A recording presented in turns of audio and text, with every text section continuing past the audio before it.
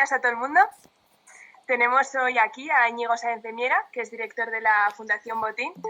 Y la verdad es que creo que esta semana le hemos acosado en exceso y no le hemos dejado ni pasear al perro tranquilamente. Pero bueno, hoy el título del encuentro es ¿y ahora qué? ¿Inercia o entusiasmo? Como dice María, dentro de un currículum brillante, Íñigo Sáenz de Miera es director general de la Fundación Botín y también miembro de la Junta Directiva de la Asociación Española de Fundaciones. Además, ha sido profesor de la UFV y en lo que a nosotros nos toca, es uno de los mayores propulsores y fundadores de Beca Europa y la Escuela de Liderazgo Universitario. Entonces, el encuentro se va a estructurar de la siguiente forma. Vamos a hacer como siempre. Entonces, primero vamos a dejar hablar a Íñigo, que tiene prioridad absoluta, y luego ya empezamos con una tertulia. Y pues también, como siempre, sentiros libres de preguntar todo lo que queráis. Recordad que si alguna frase os interpela, podéis mandaros a nuestro Instagram y así también la podemos compartir con todos vosotros. Y bueno, gracias por estar aquí una mañana más de sábado y ahora ya damos paso a Íñigo. Vale, bueno, pues nada. Oye, buenos días. Íñigo, tienes la cámara apagada. Ah, no se me ve, perdón, ya está. ¿Se me ve ahora? Sí, ya está. Sí. Oye, pues nada, buenos días a todos. Que la verdad es que me hace muchísima ilusión que me hayáis invitado a esto y hay hasta más de 50 personas. Estoy impresionado, además, con lo que tenéis que estudiar. Bueno, pero no me voy a enrollar mucho, empiezo directamente. Primero os pido disculpas porque tampoco me he preparado esto mucho, tengo la manía de prepararme las cosas, media hora antes, y me he dado cuenta de que esto es más divertido y más apasionante de lo que yo pensaba y que tenía que haber dedicado un poco más de tiempo. Y mirad, cuando hace una hora me he puesto, como decía María, yo estuve muy involucrado en la creación de las becas Europa y en la creación de la Escuela de Liderazgo Universitario.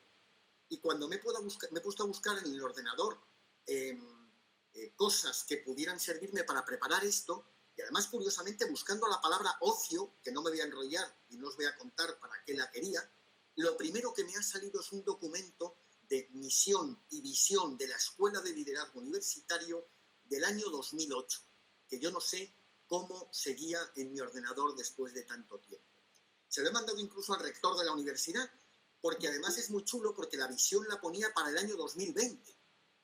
Yo os lo mandaré por si os interesa, porque debe ser el primer documento que hay de la ELU del año 2008 que habla de lo que queríamos que la ELU fuera en 2020. Y estamos en 2020, ¿no?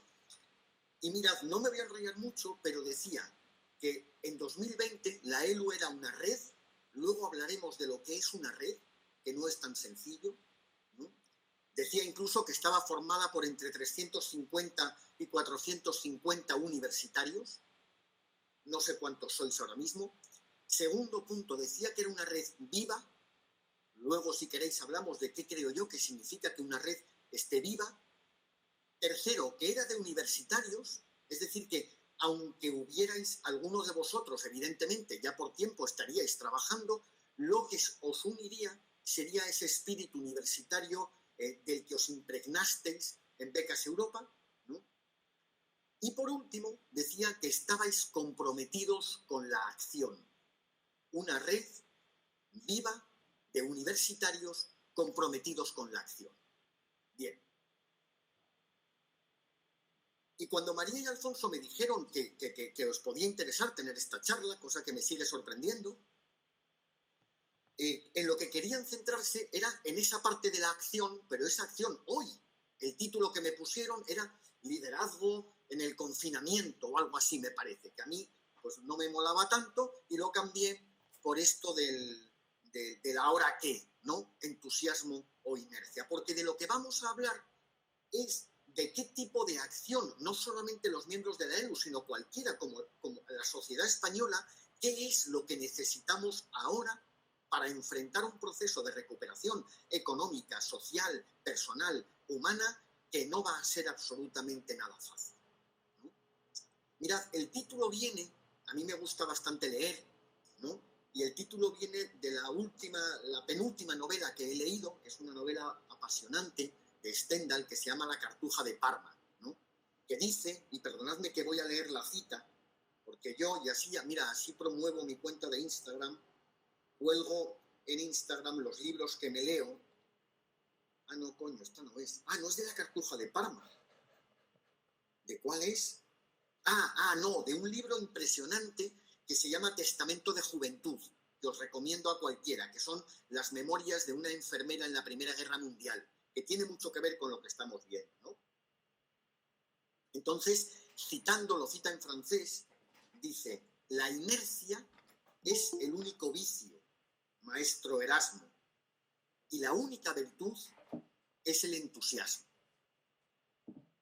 Por eso se me ocurría que era una buena forma de centrar cuáles son el tipo de cosas que España y cada uno de nosotros necesitamos en este momento. Y fijaos, sin pretender ser exhaustivo, ¿no? Y luego me encantaría escuchar qué es lo que vosotros pensáis. ¿Qué necesitamos? Yo creo que necesitamos capacidad de adaptación. Yo creo que necesitamos resistencia a la frustración, lo que se llama resiliencia. Yo creo, evidentemente, que necesitamos creatividad, que necesitamos capacidad de innovación, que necesitamos resistencia pura y dura, que necesitamos confianza, que necesitamos entusiasmo, que necesitamos alegría. Pero de todo esto me voy a centrar en dos cosas que creo que necesitamos, que son creatividad y confianza.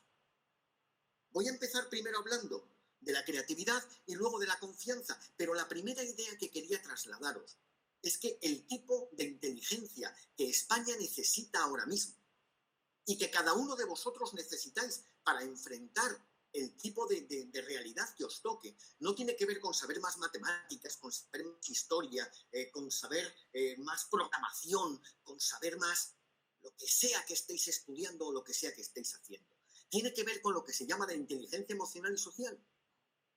Tiene que ver mucho más con la actitud con la que enfrentamos esto. Al final, y es verdad que esto es una opinión personal, ¿no? Y por eso a mí, fijaos, de lo de la escuela de liderazgo universitario, lo que menos me gustaba era la E de escuela, porque yo me lo imaginaba más como una red de gente que hacía cosas y que haciendo cosas aprendía a desarrollarse de una determinada manera, no una gente que estaba estudiando, porque ya tenéis la universidad para estudiar, ¿no? Pero la primera idea es esta: el tipo de inteligencia que necesitamos ahora mismo, siempre, porque al final para ser feliz, para tener éxito, para formar una familia, para crecer en la carrera profesional, es mucho más importante conseguir que la gente confíe en ti, conseguir ponerte en el lugar del otro, conseguir mirar la parte positiva de las cosas, conseguir superarte cuando las cosas te salen mal, mucho más que la inteligencia cognitiva. Es nuestra capacidad de reconocer cómo estamos y de gestionar nuestras propias emociones, y la capacidad de gestionar nuestras relaciones con los demás es mucho más importante. Ese tipo de inteligencia, que la inteligencia cognitiva, que la inteligencia racional y, por supuesto, que los conocimientos para responder a cualquier reto y especialmente a este. Mirad, salía en El País antes de ayer, si alguien lo quiere ver, una entrevista con Andreas Schleicher. Andreas Schleicher es el director de educación de la OCDE y es el responsable del informe PISA. Andreas Schleicher vino a la Fundación Botín hace un par de años y nos decía que lo que nos va a diferenciar de las máquinas, si en algo podemos ganar a las máquinas, es en inteligencia emocional y social. El informe PISA, hasta hace 4 años, solamente medía matemáticas, historia, lengua, comprensión, tal, ese tipo de cosas. Ahora están absolutamente obsesionados con este otro tipo de inteligencia, ¿no? Entonces, esta es la primera idea. El tipo de inteligencia que necesitamos es, sobre todo, inteligencia emocional y social. Siempre y especialmente ahora. Segunda idea. Esa inteligencia emocional y social se puede desarrollar. No es una cosa que viene por ciencia infusa. Yo, evidentemente, no voy a soltar una charla ahora de las técnicas, las metodologías. Nosotros en la Fundación Botín tenemos un programa que se llama Educación Responsable, que estamos haciendo en 400 colegios de 5 países, que lo que hace es introducir el desarrollo de la inteligencia emocional y social en el sistema educativo. Y se puede medir la empatía, se puede medir la creatividad, se puede medir la confianza, se puede medir la resiliencia. Eso no es algo que uno tiene o no, sino que eso se puede desarrollar. Mirad, y yo, por no enrollarme mucho, porque además te pido, mira, María Santolaya la veo ahí. Cuando tú veas que tengo que ir terminando, por favor, levantas la mano, ¿vale? ¿Ya? Ah, vale, de acuerdo. Bueno, entonces, me voy a centrar en dos aspectos que decía.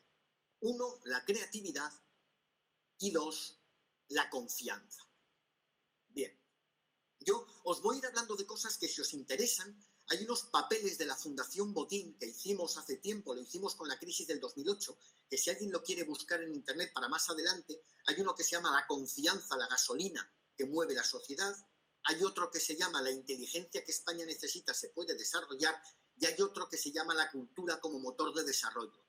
Y los tres me he dado cuenta esta mañana preparando esta charla que son absolutamente pertinentes ahora mismo. Claro, lo eran en 2008, en la última crisis que a vosotros no os pilló porque estabais todavía pensando en otras cosas, ¿no? Creatividad. Mirad, la creatividad se puede desarrollar.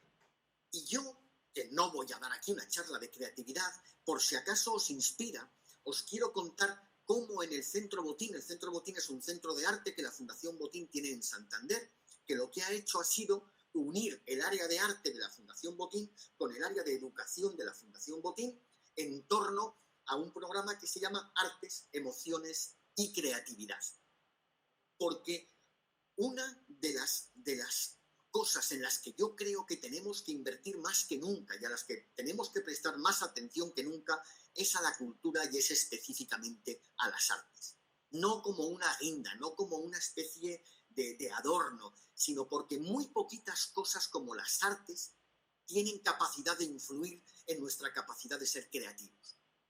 Mirad, ¿qué es ser creativo? Ser creativo es, si queréis, básicamente ser capaz de mirar a la realidad de formas diferentes. Yo enfrentaba mi verano de una manera y ahora voy a tener que mirar a mi verano de otra manera distinta. O enfrentarme a pensar en cómo quiero vivir mi vida universitaria, lo puedo mirar desde un punto de vista, desde otro punto de vista, un reto profesional, un problema con un hijo cuando lo tengáis. O sea, ser capaz de mirar a la realidad desde puntos de vista diferentes, podríamos decir que es una de las claves de creatividad. ¿Qué cosa como nuestras emociones influyen más en nuestra forma de mirar a la realidad? No tiene nada que ver, y lo estamos viendo estos días. Hay un día que me levanto triste. Me levanto triste. Y cuando me levanto triste veo mi realidad de una forma totalmente distinta que cuando me levanto exultante y me levanto contento. O me levanto frustrado. O me levanto cabreado y me levanto de mala leche. Estas emociones no son buenas o malas. El miedo es absolutamente fundamental porque nos permite tomar decisiones que sin miedo nunca tomaríamos. El enfado es fundamental porque enfadados hacemos cosas que no seríamos capaces de hacer si no estuviéramos enfadados. Había un libro muy chulo que hablaba de Juan Belmonte, el matador de toros, que vinieron a hacer unos americanos una película y entonces estaban allí con los toros bravos en su finca de Belmonte y decía, maestro, ¿y si vienen los toros, qué hacemos? Dice, nos subimos a esos árboles. Y entonces dice que el inglés vio unos árboles absolutamente pelados, altísimos, sin una puñetera rama, y decía, pero maestro, es imposible subirse a esos árboles. Dice, sin toro sí, pero con el toro detrás vas a ver cómo te subes al árbol. Es decir, las emociones, pero por ejemplo, la tristeza nos ayuda al pensamiento reflexivo. Pero, por ejemplo, para ser creativo, es mucho más fácil ser creativo si estás contento. Si alguien de vosotros quiere información sobre de qué modo las emociones influyen en la creatividad, que me lo diga, las emociones, en nuestra forma de mirar al mundo, que me lo diga, ya os lo mandaré, pero no me enrollo más. Entonces, ser creativo es mirar a la realidad de una forma diferente. Y nuestras emociones influyen en la mirada. Tercer elemento, ¿qué cosa como las artes influye en nuestras emociones? Pensadlo. ¿Qué te pone como te pone la música? El teatro, la literatura. Spotify hay listas para llorar. Estoy triste y quiero llorar. Si uno le apetece reconcentrarse en su propia mierda y cocerse en su propia salsa y ponerse a llorar, tiene música para llorar. Pero es que no se ve la realidad. O sea, uno no está igual cuando baila, por ejemplo, la danza, y dependiendo del tipo de baile, te sientes de una forma u otra. Por eso, las artes nos pueden ayudar a reconocer y a gestionar nuestras emociones de manera que seamos capaces de mirar a la realidad de forma diferente. Artes, emociones y creatividad. Es solo un ejemplo para que veáis que hay miles de formas de desarrollar la creatividad. Pero mirad, lo dice mucho mejor que yo. Peter Salovey es no solamente el presidente de una de las mejores universidades del mundo, es el presidente de la Universidad de Yale, sino es un psicólogo que él fue el fundador del concepto de inteligencias múltiples. Es uno de los psicólogos más importantes del mundo. Y con Peter es con quien desarrollamos esto. Me vais a permitir que os ponga un vídeo de, yo creo que son 3 minutos, en el que Peter Salovey explica mucho mejor que yo esto de las relaciones entre las artes y las emociones y la creatividad. Me voy al WhatsApp y muestro la pantalla, ¿vale? Ah, no hace falta ir al WhatsApp. Muestro mi pantalla.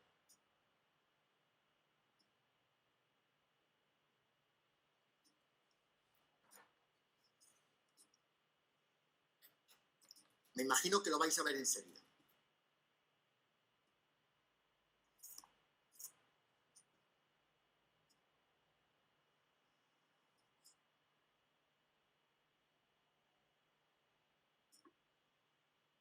¿Se oye? No, no se oye. No, solo vemos. Ah, perdón. Voy, un segundo. Ahora sí. Emotional intelligence for us is a set of skills having to do with using the information that is part of an emotional experience. And to do that by accurately identifying emotions, understanding them, and understanding the language we use to describe them, using them in thinking and in motivating behavior, and then regulating them in oneself and in others. I say the great thing about art is whether it's music, whether it's theater, whether it's dance, whether it's the visual arts, is it allows you to have an emotional experience in a safe context. You can feel fear, you can feel anger, you can feel great joy, happiness, you can feel sorrow. You can have that very human experience, but you can have it in a kind of contained and safe way. One of the things that, in a way, our culture leads us to believe is that somehow our emotions, our feelings are kind of noise, are kind of backgrounds, and it's best to ignore them. But in fact, one of the things that our moods, our emotions provide us is a change in mindset, a change in our perspective. The world looks differently to us when we're in one mood versus another. And in a way, that's the key to creativity. It's one of the keys to creativity. How do I think about something, look at something, consider something from multiple points of view, from a new perspective? And so if we can actually harness those natural changes in our moods and emotions as ways of looking at something through different lenses, it might be, that process might be the key to becoming more creative. Vuelvo.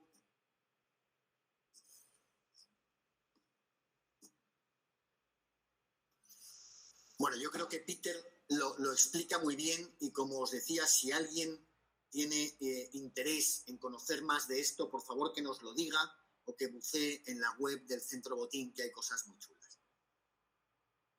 Primera idea, entonces, el tipo de inteligencia que necesitamos para actuar, porque recordad que todo esto tiene que ver con que la ELU es una red viva de universitarios comprometidos con la acción. El tipo de acción que necesita España ahora mismo para ser capaces de desarrollarla, la primera idea de esta charla es que tiene que estar inspirada por ese otro tipo de inteligencia que tiene que ver con la empatía, con la resiliencia, la inteligencia emocional y social. Y muy especialmente la creatividad, porque nos vamos a tener que inventar formas nuevas de hacer las cosas. Y ya lo estamos viendo. Quien está sacando partido de esta crisis ahora mismo es quien está siendo capaz de ser creativo y está reaccionando rápido para hacer cosas nuevas en un escenario totalmente diferente. Creatividad. Y luego decíamos que el segundo elemento era la confianza. Mirad, ese otro de los papeles de la Fundación Botín que sacamos, que además escribimos con alguien que os sonará, porque es José María Ortiz, que tuvo que ver con Excellence, y yo no sé si sigue en la universidad ahora mismo, se llama La confianza en la gasolina que mueve la sociedad, ¿no? Y al final es que es curioso, porque desde el punto de vista social y muy especialmente desde el punto de vista económico, las cosas van bien cuando todo el mundo piensa que van a ir bien y las cosas van mal cuando todo el mundo piensa que van a ir mal.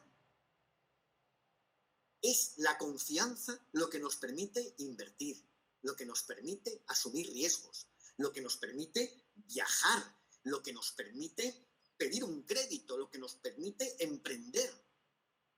Si hay confianza, todo va bien, y si no hay confianza, todo va mal. Esto lo decía uno de los economistas más importantes que hay en España, Fernando Fernández Méndez de Andes se llama. Perdón, no se dicen tacos. Inés fue becaria a Europa. Inés, no estarás por aquí, me imagino. No, porque además vive en Washington, con lo cual Inés está sobando. Pero el padre, yo recuerdo que es un magnífico economista, decía: Íñigo, la única diferencia entre un periodo de crisis y un periodo de bonanza económica es que en el periodo de bonanza económica los precios suben porque todo el mundo piensa que mañana la situación va a ser mejor que hoy, y en un periodo de crisis los precios bajan porque todo el mundo piensa que mañana la situación va a ser peor que hoy. Si todos nos pusiéramos de acuerdo en el mundo para pensar que dentro de 6 meses vamos a estar bien, en 6 meses estaríamos bien. Es lo que se llama la profecía autocumplida. Y me vais a dejar que os ponga un vídeo, nada, son 2 minutos también, que son 2 humoristas británicos explicando qué es lo que pasaba en la crisis financiera de 2008. Es el último vídeo que os pongo, no os preocupéis. Y ya voy terminando, ¿eh?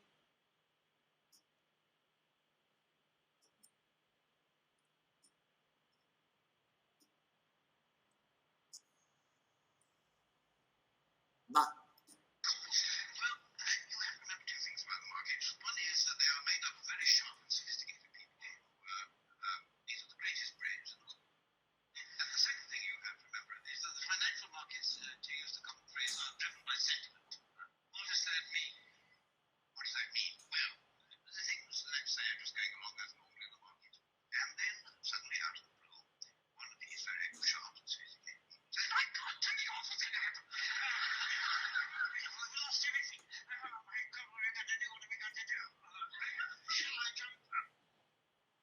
Uy, perdón. ¿Qué ha pasado? Perdonadme.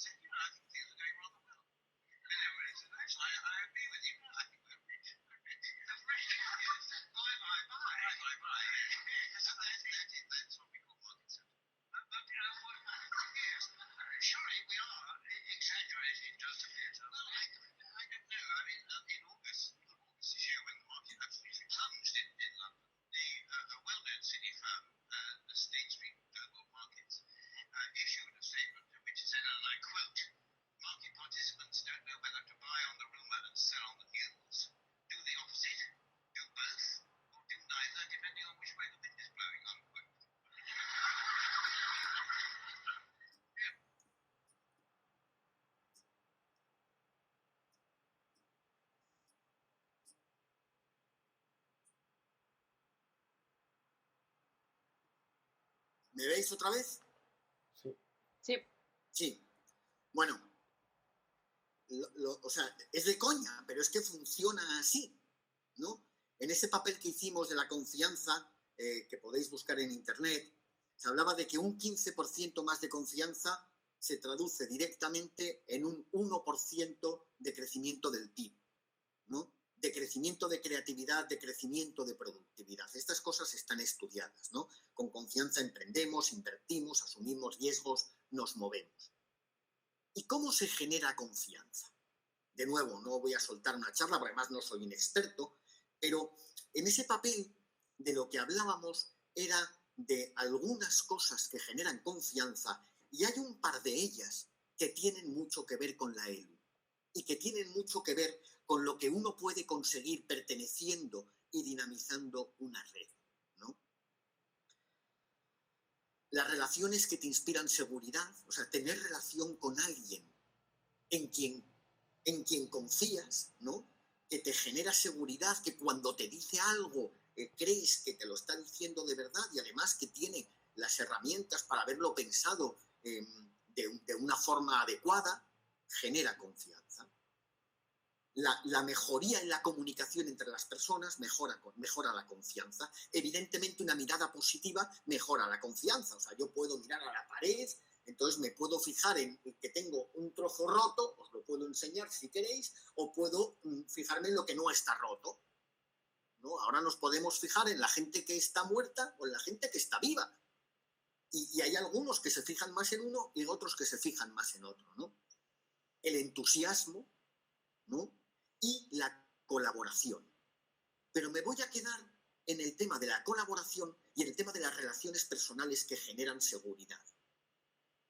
Porque mirad, vosotros tenéis una suerte enorme. Y es que formáis parte de una red.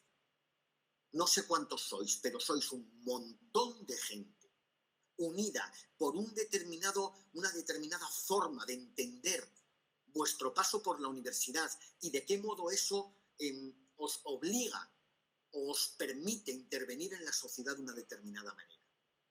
Y además, con unas relaciones personales que generan un vínculo muy fuerte y también un sentimiento de identidad. Sois parte de algo. Y tenéis un montón de personas en quienes podéis confiar, con quienes podéis colaborar, con quienes podéis crear cosas en base a esa confianza. Entonces, y ya estoy terminando, porque son las 12:37, me dijeron que media hora, y con esto acabo. Mirad, y vuelvo al principio de lo de la misión y visión de la ELU. Si hay alguien que tiene capacidad para reaccionar con ventaja en esta situación, sois vosotros. Pero si yo pudiera terminar con una recomendación o un consejo ya de abuelete, ¿no? Porque ya encima con estas gafas me voy viendo viejo, ¿no? Es intentad no solamente fortalecer la red a la que pertenecéis, sino dar un paso más, si es que esa red ya existe, y es transformar esta red en un movimiento. Hay muy poquitas redes en el mundo, y os puedo asegurar de que sé de lo que estoy hablando, porque estamos intentando darle forma nosotros a una red de jóvenes líderes, servidores públicos en toda América Latina. No existen muchas redes en el mundo formadas por gente que, además de estar unidos por una idea común, estén haciendo cosas juntas. Y es el hacer cosas juntos lo que verdaderamente genera vínculos de confianza que permiten crear cosas y que os van a permitir crecer. Hacer algo, lo que sea, esté bien, esté mal, haced cosas juntos. Hay una dinámica interesantísima entre lo que uno piensa y lo que uno hace. Lo que uno piensa influye en lo que uno hace, pero lo que uno hace incluso influye más en lo que uno piensa. No sé si os suena a vosotros mayo del 68, ¿no? La revolución de los estudiantes en París.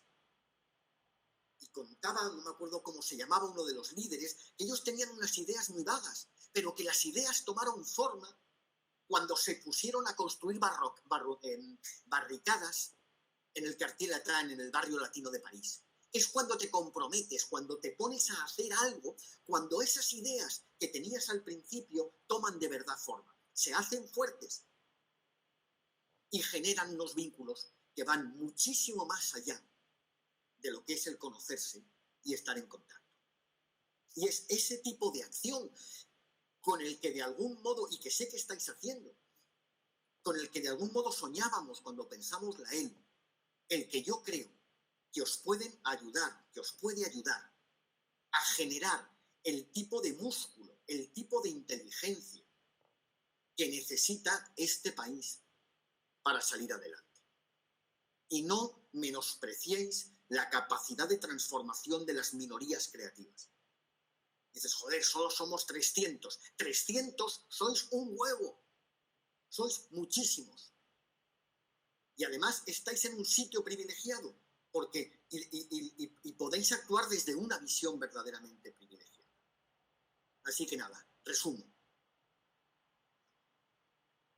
El tipo de acción que España necesita ahora mismo, el tipo de liderazgo, si queréis, está basado en una inteligencia que tiene poco que ver con la inteligencia cognitiva y racional y mucho más que ver con la inteligencia emocional. Dentro de esas habilidades o de esas herramientas que necesitamos para crecer, para recuperarnos, son muy importantes la creatividad y la confianza. Dentro de la creatividad, no menospreciéis el papel que pueden jugar las artes. Las artes no son una guinda.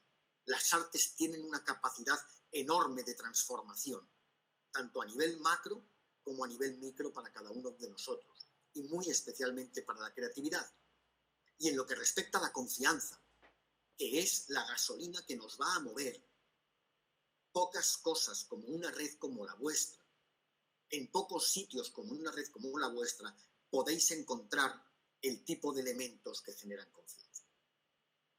Y ya está. Joder, pues muchísimas gracias, Íñigo, de verdad, es que sin palabras. Que pues nada, damos ya pie a la ronda de preguntas, comentarios, sugerencias. Así que nada, vais poniendo o pidiendo turno por el chat y nada, y eso. Gracias.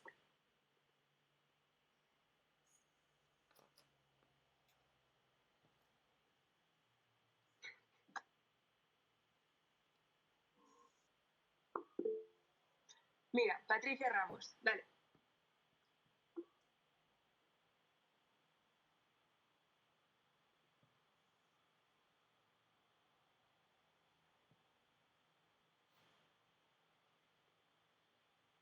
Patricia.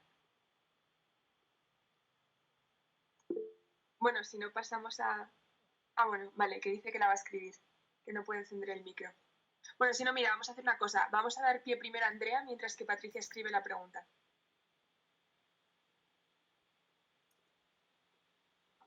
Hola, ¿se me escucha?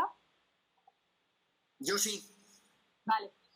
Mira, te quería preguntar una cosa. Bueno, lo primero, muchísimas gracias. Me ha parecido una pasada la manera en la que has sintetizado los problemas y un poco lo que necesita España ahora mismo. Me ha encantado. Simplemente te quería preguntar si tú crees que uno de los motivos por los que no nos lanzamos a hacer cosas es la aversión al riesgo, que yo creo que existe un poco en España, a lanzarnos a... Bueno, no quiero generalizar, pero un poco el agarrarnos siempre a la teoría, ¿no? O sea, como que en el colegio, en la universidad, siempre es mucho como... primero das la base y bueno, ya si eso ya harás, ¿no? O sea que si crees que un problema es nuestra sobreconfianza en que leyendo mucho ya nos vendrá la inspiración, en vez de ya directamente lanzarnos. Mira, Andrea, gracias, y a mí es una de las cosas que siempre me han parecido un verdadero misterio. Para empezar, el estudiar más es una excusa cojonuda para no hacer algo. Es decir, el saber más. No, es que cuando tenga la oportunidad hay gente que se pasa la vida y que se muere y que se jubila esperando a ese momento maravilloso en el que ya va a poder hacer algo.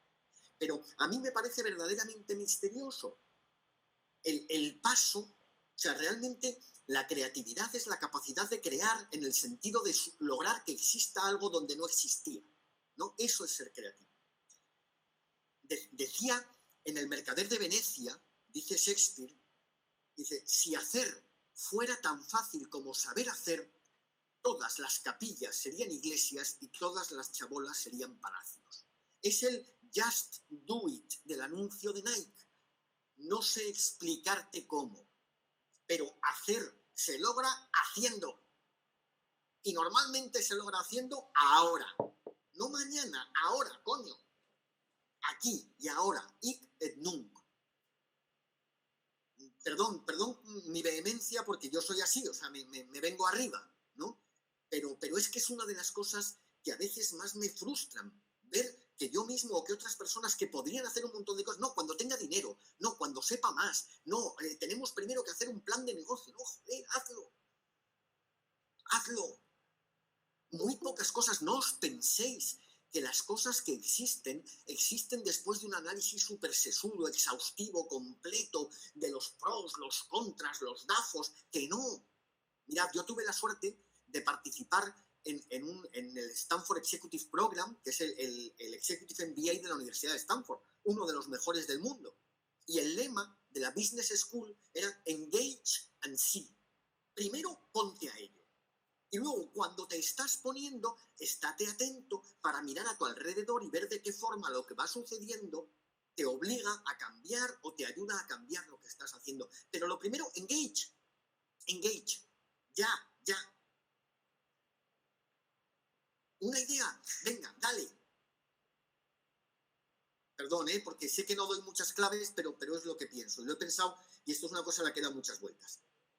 Muchísimas gracias. A ti. Tenemos ya la pregunta de Patricia, que nos la ha escrito por el chat y dice: ¿cómo hacemos para enfrentarnos a la inercia en la que muchas veces se transforma lo que en principio fue entusiasmo?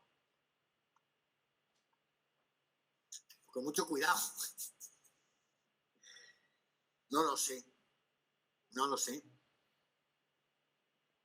O sea, yo a veces, no lo sé, yo no soy psicólogo y seguro que hay gente que puede ayudar a esto, ¿no? Yo a veces pienso que solamente queriendo algo ya es un paso muy importante para lograrlo, ¿no? Tú quieres cuando quieres querer. Tú confías cuando quieres confiar. Tú innovas cuando quieres innovar. Y al final acabas encontrando los medios, ¿no? Y a lo mejor esto es lo que llaman los ingleses ¿cómo lo llaman? Lo primero, reconocer el estado en el que nos encontramos y desde dónde tenemos ese estado. El naming como primer paso de la comprensión emocional, ¿no? De decir, a ver, pero ¿en qué situación estoy? Esa capacidad reflexiva de decir, ¿cómo estoy y por qué estoy así? Y a mí personalmente, una cosa que me ha ayudado mucho, de verdad, es, y he necesitado ayuda y me han ayudado a hacerlo, es por qué en determinados modos actúo de una forma o de otra. O sea, de qué modo mis acciones están influidas por el estado emocional que siento en ese determinado modo. Y viceversa, de qué modo lo que hago influye en mis emociones. No tengo yo el conocimiento para entrar en el detalle de eso, pero sí os digo que a mí la verdad es que me ha servido mucho. Oye, ¿me perdonáis que me voy a poner algo que me estoy quedando frío? Voy a coger una chupilla que tengo por ahí. Ya me funciona lo del micro. Muchas gracias, Íñigo, por tu respuesta.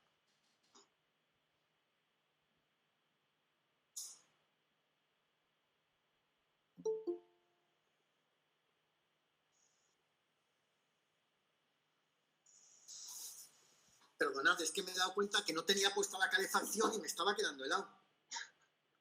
No pasa nada. Vale, tenemos la siguiente pregunta de, María Navarro. Buenos días a todos.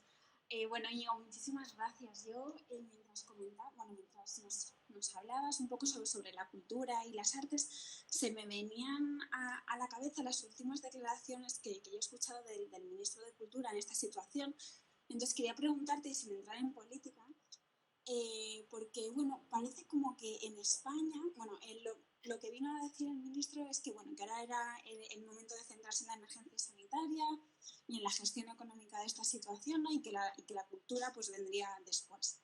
Entonces, ¿qué crees que pasa en España que queda como frívolo o pues darle un primer lugar a la cultura y no solo en la política, sino también en la educación? O sea, como que queda superficial, queda eso mal, como frívolo o snob, ¿no? Entonces quería saber tu opinión al respecto. Gracias, María. Yo creo que esto es algo que tenemos muy metido. De todas maneras, tampoco nos pongamos dramáticos, ¿eh? Yo creo que en España sí le damos importancia a la cultura.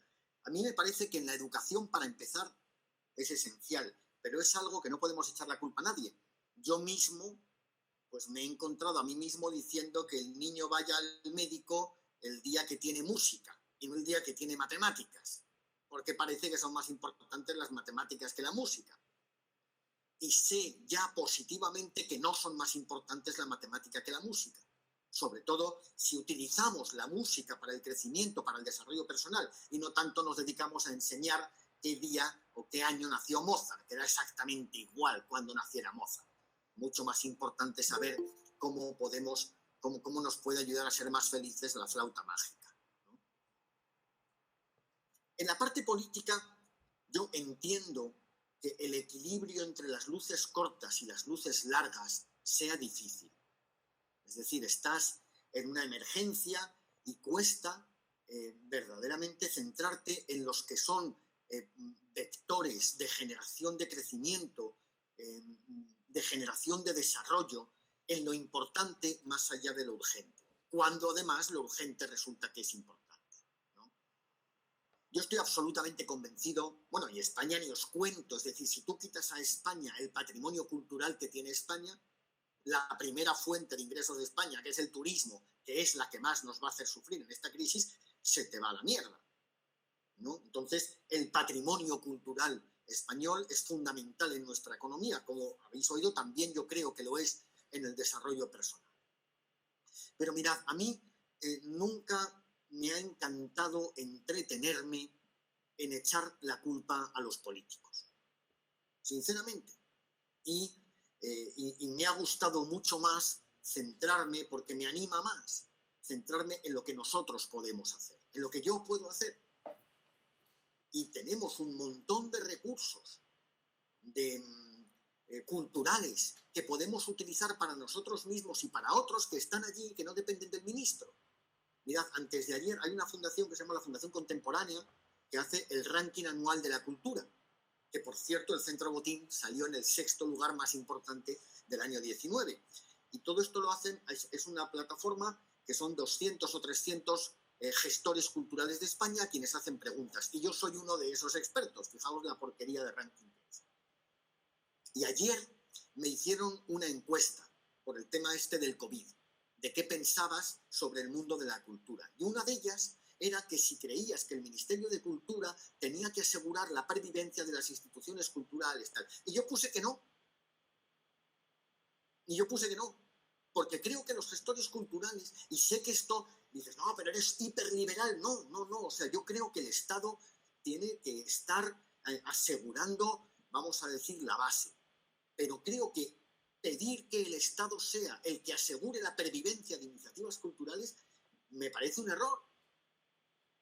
No me encanta Estados Unidos como modelo de sociedad, pero desde el punto de vista cultural es muy rico y en Estados Unidos no hay Ministerio de Cultura. En cambio, le puse un 10 a la opinión de ¿cree usted que se tienen que mejorar las medidas fiscales para la iniciativa cultural? Eso sí lo creo.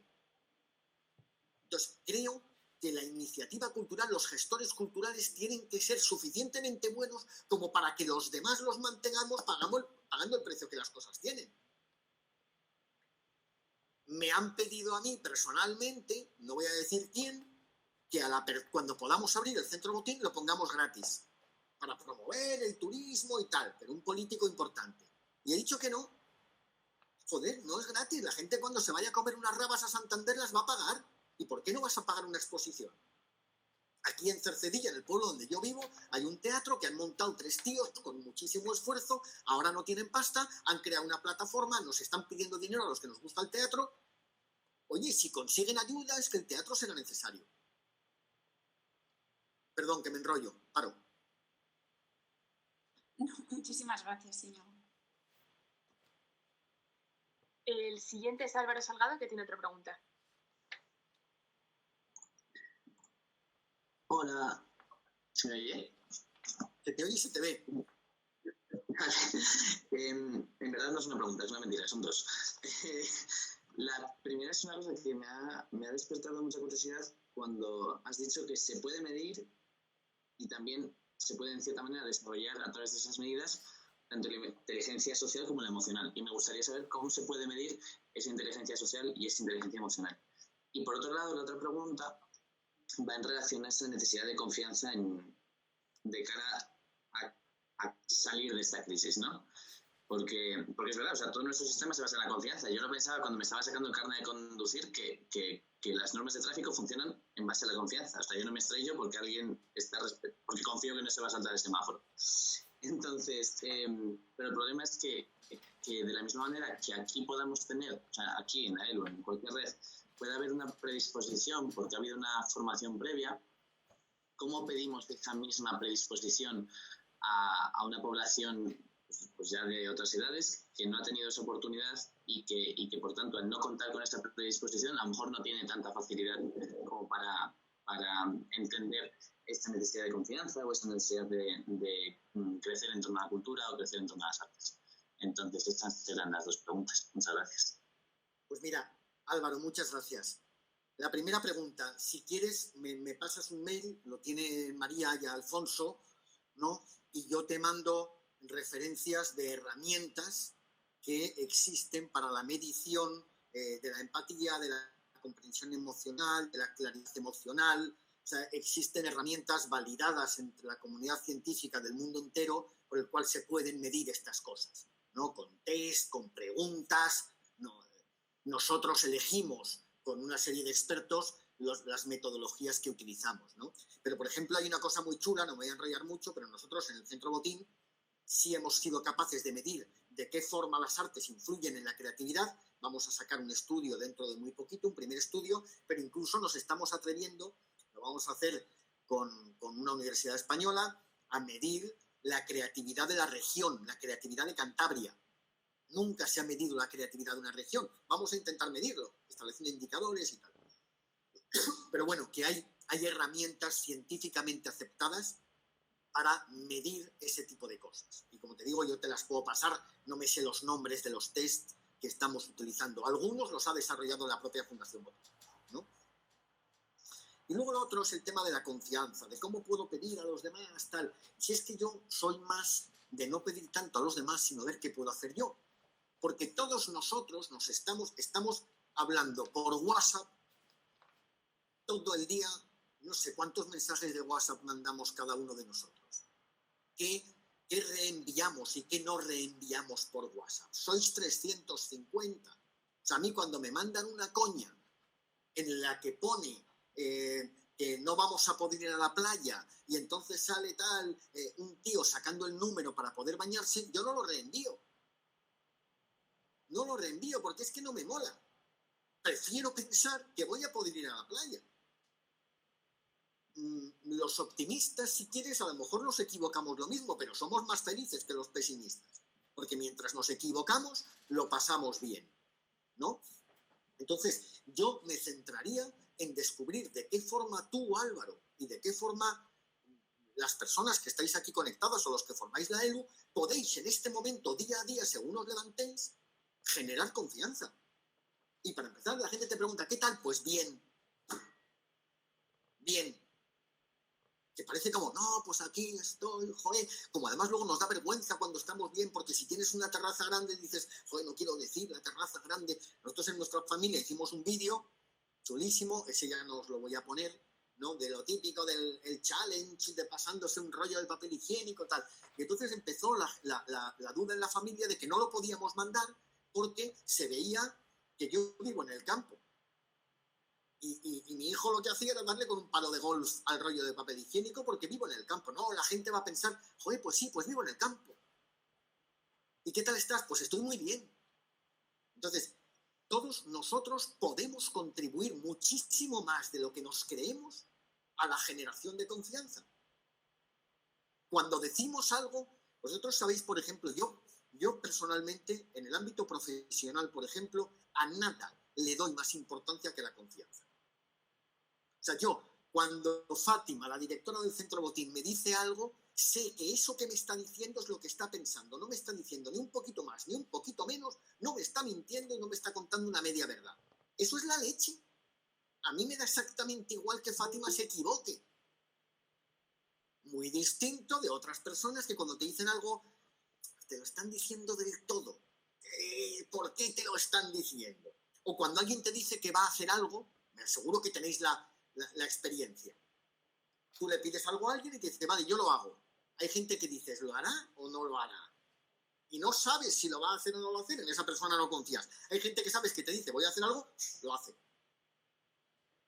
No sé si lo hará bien, lo hará mal, tal. Eso genera confianza. Entonces, todos podemos hacer pequeñas cosas para generar confianza. Y para empezar, cuando nos pregunten, ¿y tú cómo lo ves? Pues mira, pues yo soy optimista, yo creo que esto va a ir bien. España tiene un sistema financiero muy saneado. España ha desarrollado un músculo exportador y un músculo innovador gracias a la última crisis que no teníamos antes. España tiene un patrimonio cultural importantísimo, España tiene una serie de cosas muy buenas y yo creo que vamos a salir para adelante. Y si todos pensamos esto, si todos creyéramos que vamos a salir para adelante, nos atreveríamos a pedir un crédito, cosa que está pasando. Me decían el otro día una persona muy importante del Banco Santander que esta línea de crédito ICO que habréis oído, que está avalada por el Estado, tal, que está la peña pidiendo créditos por un tubo. Eso es maravilloso, porque quiere decir que hay gente que piensa que las cosas le van a ir suficientemente bien como para devolverlo.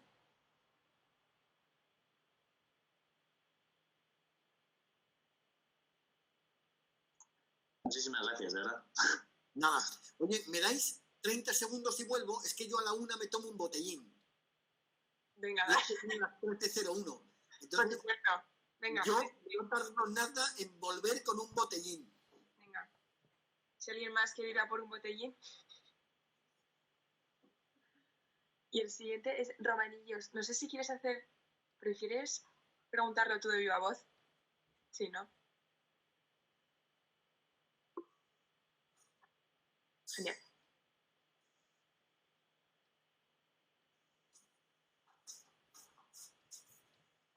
Bueno, cheers. Salud. Yo es que soy de Mau. Buenas, sí. Seguimos con Romarillos, que tiene una pregunta. Que lo primero, me ha llegado tu energía y tu pasión y tu vehemencia, como tú dices, porque de verdad que qué bueno. Y hay una frase que me ha quedado ahí, que me ha calado bastante, que es la de, oye, si conseguimos hacer de la red de Lu un movimiento, sería magnífico. Porque suma mucho más y porque no hay tantos movimientos. Pero ¿qué sería esto en lo concreto? Más allá de palabras bonitas, ¿cómo se materializa? Es decir, es solo, cuando hablamos de un movimiento, ¿es solo sumarle acción a este sentimiento común que tenemos que sentirnos en? ¿O hay algo más aparte de la acción? No, acción. Acción. Vale.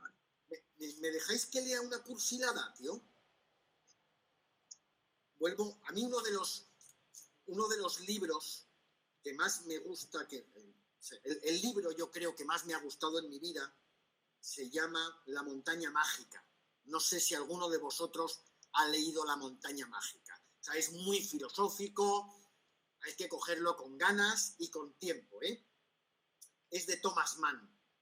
Entonces, es un libro que habla del concepto del tiempo, ¿no? Y del movimiento y tal. Entonces, dejadme, porque yo, como os decía, subo los libros y pongo una frase que me llama la atención. Perdonad, no tardo nada. Bueno, tardo un poco. ¿Dónde coño está la montaña mágica? Perdón. Aquí está. Mirad. ¿Qué es el tiempo? un misterio omnipotente y sin realidad propia. Es una condición del mundo de los fenómenos, un movimiento mezclado y unido a la existencia de los cuerpos en el espacio y a su movimiento. ¿Pero acaso no habría tiempo si no hubiera movimiento? ¿Habría movimiento si no hubiese tiempo? Es inútil preguntar. ¿Es el tiempo una función del espacio o lo contrario? ¿Son ambos una misma cosa? Es inútil continuar tal. El tiempo es activo. Posee una naturaleza verbal. Es productivo. ¿Y qué produce? Produce el cambio. El ahora no es el entonces.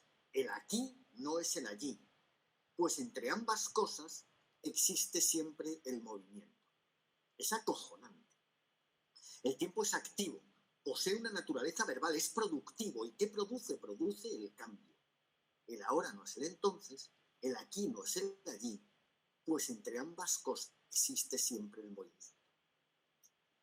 Luego, el movimiento es el cambio, y el cambio es la acción.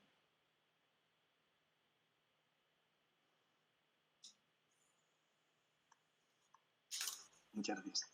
Esto es por el botellín. Esto es el efecto del botellín. Bien, pues seguimos con Amaya Bizmanos. Vale, ¿se me oye? Sí. Se te oye, Amaya, vale, ¿qué tal? Bien. Vale, lo primero, muchas gracias, porque creo que nos ha servido a todos de esa gasolina. Y también gracias por tu espontaneidad, porque la profesionalidad no está reñida para nada con el ser natural. Y gracias por demostrárnoslo. Mi pregunta no es tan interesantísima como el resto, y es más práctica.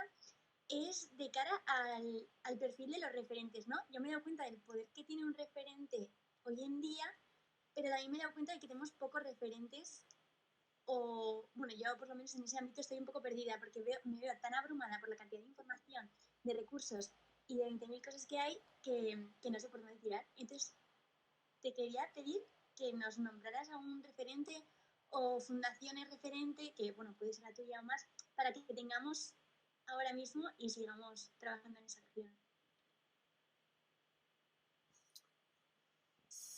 O sea, vamos a ver, es que depende de lo que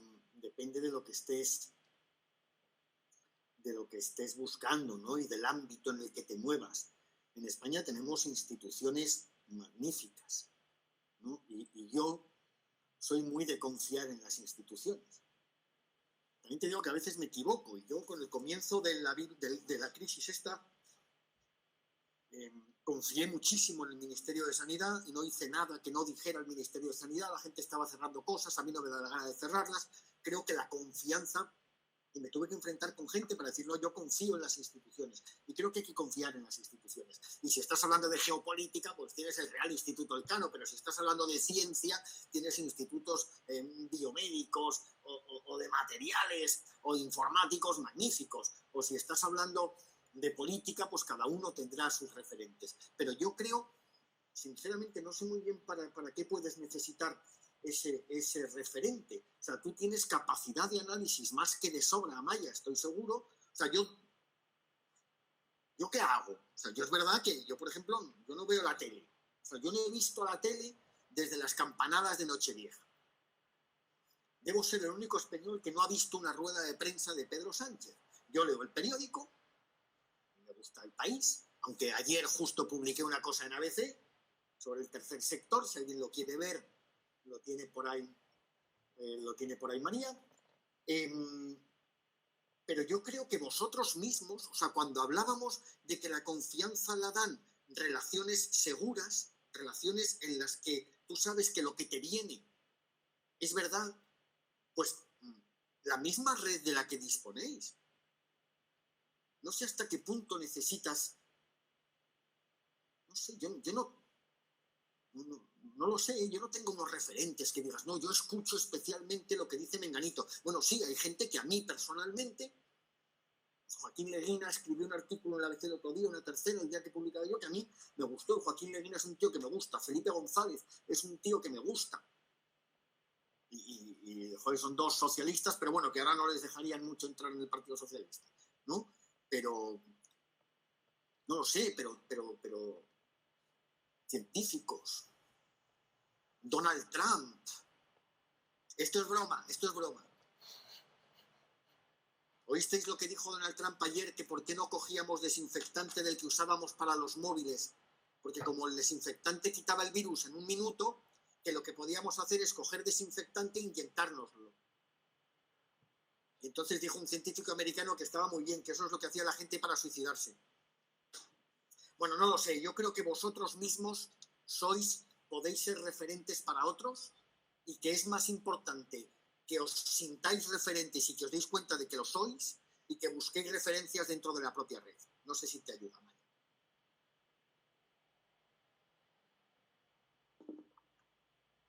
Vale, la siguiente, Marta Morcillo.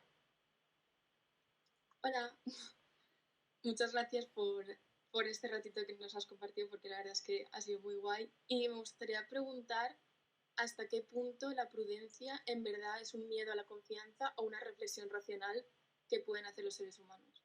Gracias. Pues mira, según la prudencia, seguro que es importantísima y seguramente ahora mismo lo que tenemos que hacer es ser prudentes porque estamos con una crisis sanitaria y tal, ¿no? Yo personalmente prefiero arriesgarme. Yo. Esto es un dicho muy de pueblo que le oía el carnicero de aquí, de Cercedilla, que es muy buen amigo, que lo convertí en mi lema del año pasado. Algunos años intento tener un lema. No es muy elegante. Dice, perro cobarde, ni jode ni callejea. Yo entiendo que esto, decirlo en una charla de la ELU, no se debe decir y espero que no esté el rector por ahí. No sé, yo prefiero pasarme que quedarme corto, pero seguramente es muy importante que haya perfiles de todo tipo. A mí me gusta más la gente a la que hay que sujetar que la gente a la que hay que empujar. A mí me gustan mucho los caballos. Yo prefiero el caballo que tienes que sujetar que el caballo que tienes que empujar. Siento no poder decirte mucho más.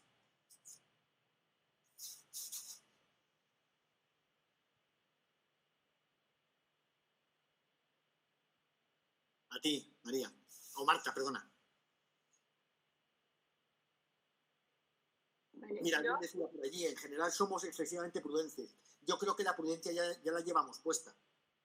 Con lo cual me parece más importante intentar asegurarnos continuamente de que con la excusa de la prudencia no estamos quedándonos quietos demasiado. Yo quería aprovechar y hacerte otra pregunta.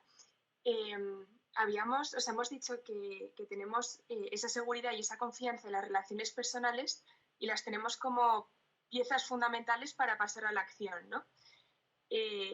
Y es verdad que estos dos conceptos también ponen de relieve pues nuestra dimensión social, ¿no? Que siempre es ese solo tú, pero no tú solo. Pero mi pregunta es, ¿cabría un líder, una persona capaz de pasar a la acción independientemente de estos dos conceptos de seguridad y confianza? O sea, en ausencia de ellos. A mí el concepto de líder no me encanta, ya os lo digo. No me encanta, seguramente es por una pose intelectual mía o tal, pero lo del líder no me mola mucho. Y eso que creé las becas líder, la escuela de liderazgo universitario, dices, joder, pues para no gustarte lo de líder, anda que no has hecho cosas con eso, ¿no? No lo sé si cabe, María, pues yo me imagino que siempre me parece difícil.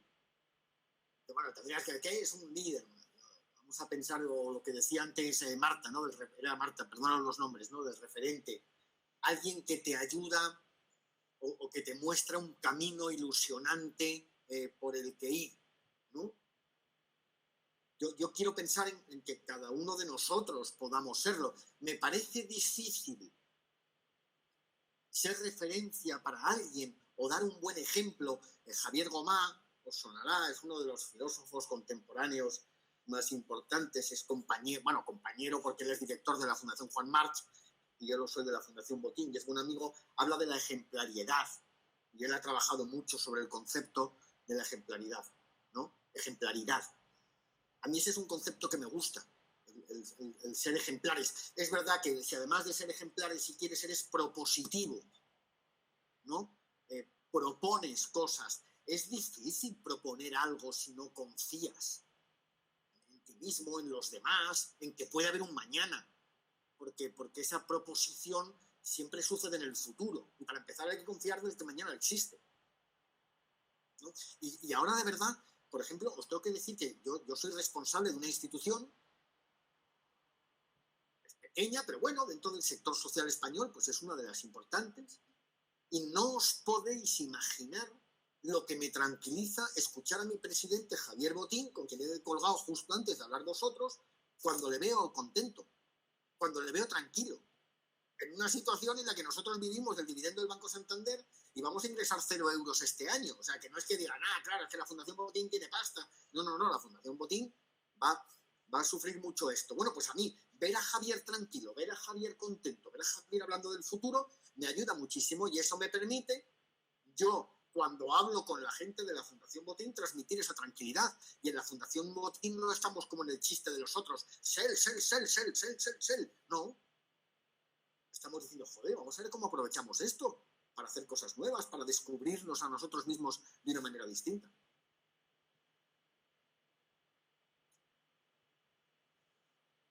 Bueno, chicos, yo es que si seguimos mucho me voy a por el segundo botellín y ya me parece feo. No, creo que podemos concluir ya, que ya no hay más preguntas además. Así que nada, Íñigo, que 1000 millones de gracias por tu tiempo y nada, y por tus palabras, que hemos aprendido muchísimo hoy. Y nada, y a vosotros... Perdona, María, porque alguien preguntaba, ¿un movimiento como referencia para la ELU? No sé quién eras, pero no lo hay. Yo no lo conozco. Y lo hemos estado investigando un poco para la red de servidores públicos de América Latina de la Fundación Botín y sinceramente no lo he encontrado. O sea, las asociaciones de antiguos alumnos de las grandes universidades americanas y tal funcionan bien como red, pero muy poquito como movimiento. Hay una red que lo está intentando, pero que creo que van incluso más lentos que nosotros, que la de red de servidores públicos de América Latina, que se llama la red de Global Shapers, que son la red de lo que llaman los Young Leaders de la cumbre de Davos.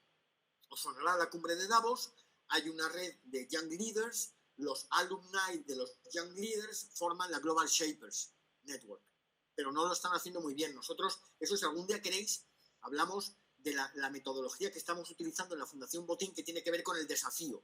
Estamos presentando desafíos en la red y los miembros de la red, juntándose, están proponiendo formas de responder a ese desafío, estamos ayudando a seleccionar proyectos y esos proyectos estamos empujándolos. Y por ahora no está funcionando mal, ahora se nos ha parado un poco todo por esta historia. Perdón, María, ya me callo. No, pues ya está, has respondido.